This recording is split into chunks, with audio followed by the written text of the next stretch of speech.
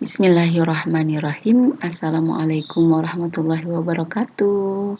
Apa kabar semuanya? Hari ini kita akan bersama-sama belajar tentang penyajian data. Oke, sudah siap ya? Boleh kalian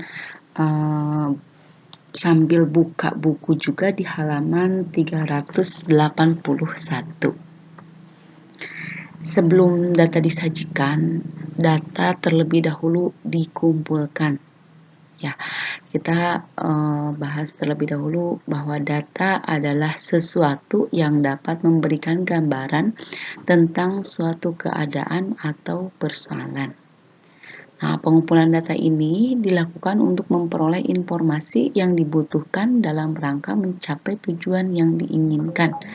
Contohnya dalam suatu penelitian. Menurut sifatnya, data dapat dikelompokkan menjadi data kuantitatif dan data kualitatif. Data kuantitatif yaitu data yang berbentuk angka pasti dan dibagi menjadi dua, yaitu data distrik.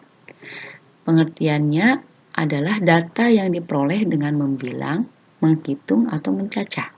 Misalnya jumlah penduduk dan jumlah anak dalam tiap keluarga. Yang kedua yaitu data kontinu, data yang diperoleh dari hasil mengukur. Misalnya data tinggi badan dan berat badan. Sedangkan data kualitatif yaitu data yang bukan berbentuk angka. Misalnya jenis pekerjaan, jenis makanan, hobi, dan lain-lain. Oke, berikutnya kita akan ke soal dulu ya, biar semuanya paham. Kalian boleh menjawab di buku, langsung menyebutkan masing-masing 5 data yang termasuk ke dalam data kualitatif dan 5 data yang termasuk ke dalam data kuantitatif. Oke, silakan kerjakan terlebih dahulu.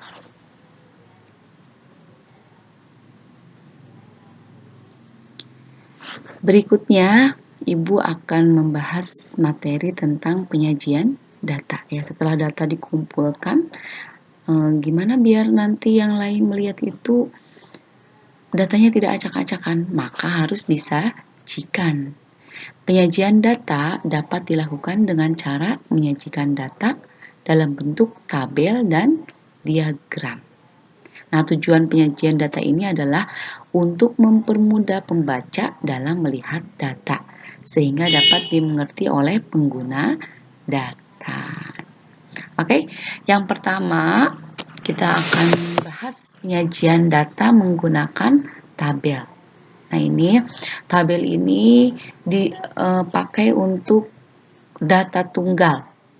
Misalnya nih, dalam sensus penduduk diperoleh data jumlah anak yang dimiliki tiap keluarga. Ada yang anaknya 1 orang, ada yang anaknya 4, ada yang anaknya 3, 4, 5, 4, dan seterusnya ya, sampai ke angka 1 ini. Nah, data ini belum tersusun secara teratur. Dan ini akan menyulitkan kita untuk memperoleh informasi. Misalnya, berapa sih keluarga yang mempunyai anak lebih dari 3? Nah, agar mudah dipahami, data tunggal tersebut disajikan dalam tabel yang dinamakan distribusi frekuensi data tunggal. Caranya menyiapkan 3 kolom. Kolom yang pertama yaitu datanya.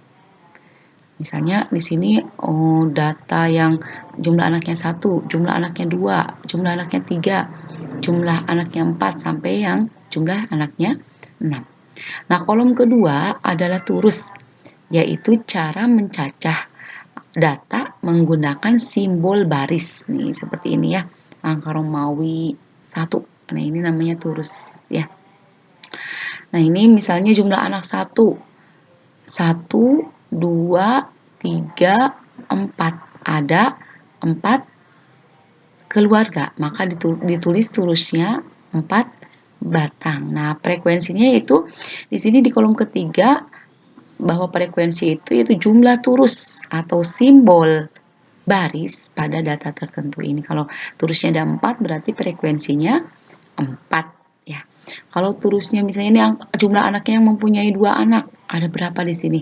Kita lihat 1, 2, 3, 4, 5, ada 6 ya. 1, 2, 3, 4, 5, 6, ada 6. Maka kita tulis frekuensinya 6. Begitu juga seterusnya ya sampai jumlah yang mempunyai 6 anak itu ada berapa keluarga di sini? Ada 1, 2, 3, ada 3 keluarga. Nah, inilah yang dinamakan dengan tabel distribusi frekuensi data tunggal. Oke, sudah paham belum? Oke, di sini yang kedua adalah tabel frekuensi data yang dikelompokkan. Misalnya angkanya besar-besar.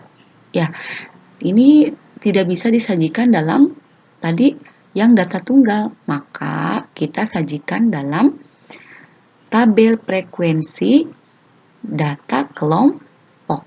Nah, di sini misalnya nilai ulangan matematika kelas 7 nih.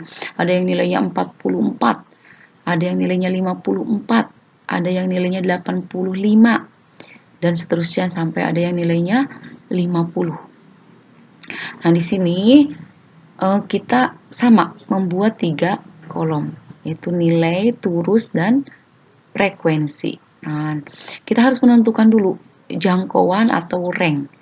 Jangkauan atau rank itu yaitu data terbesar atau datum terbesar dikurangi datum terkecil. Di sini datum terbesarnya adalah 99 dan datum terkecilnya adalah 44. Maka 99 dikurangi 44 adalah 55. Jadi ranknya atau jangkauan datanya adalah 55.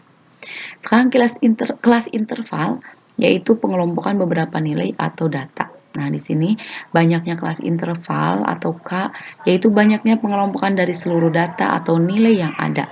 Ini dapat ditentukan dengan menggunakan aturan Stargest, yaitu bahwa K sama dengan 1 ditambah 3,3 log N. Nah, ini 1 ditambah 3,3 log, karena ini datanya semuanya jumlahnya ada 36, maka log 36. Maka K-nya adalah 7 ya.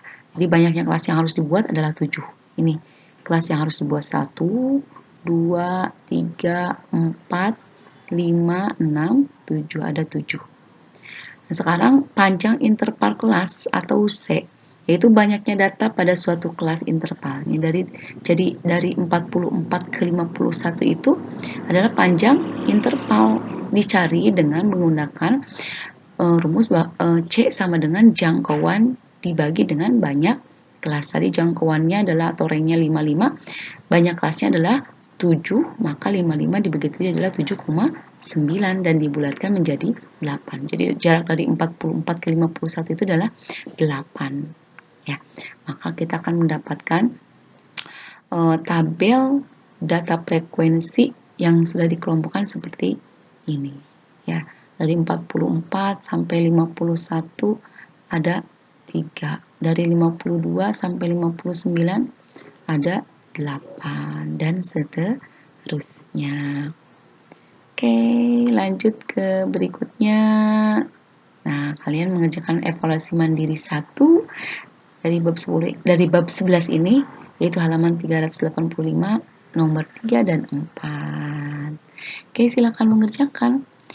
Selamat mengerjakan. Sampai ketemu lagi di belajar online bab berikutnya, masih di bab penyajian data. Assalamualaikum warahmatullahi wabarakatuh.